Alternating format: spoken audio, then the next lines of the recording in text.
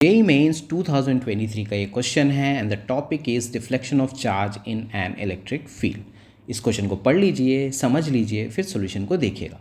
तो इस क्वेश्चन में हमारे पास एक इलेक्ट्रिक फील्ड है which is acting in Y direction और इसका जो मैग्नीट्यूड है वो है 1.8 किलो वोल्ट पर मीटर, जिसको हम वोल्ट मीटर में कन्वर्ट करेंगे तो it comes out to be 18 × 10²। Okay, एक चार्ज पार्टिकल है which is moving in X direction और जो वेलोसिटी है that is 3 × 10⁷ metre per second. Okay, इस चार्ज का चार्ज पर मास रेशियो भी दिया है that is 2 × 10⁻11 coulomb per KG.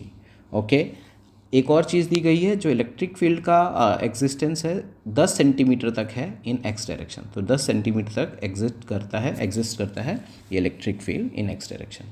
Find क्या करना है हमें? फाइंड करना है जो चार्ज पार्टिकल का डिफ्लेक्शन है उसे हमें फाइंड करना है, दैट इज़ वाई।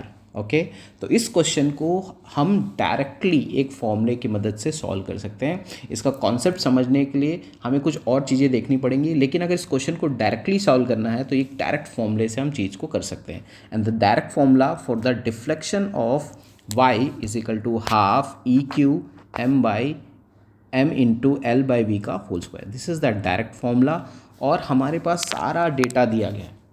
तो अगर हमें किसी स्टूडेंट को अगर ये डायरेक्ट फॉर्मूला पता है तो ये 1 मिनट में इस क्वेश्चन को सॉल्व कर लेगा। तो हमारे पास सारा डेटा अवेलेबल है। If I put this value तो हमें मिल जाएगा 2 × 10⁻³ मीटर्स, पर आंसर जो है वो मिलीमीटर में पूछ रहा है। तो if you convert into millimetre it becomes 2 mm। तो आंसर यहाँ पे आ जाएगा 2 mm। समझ में आया?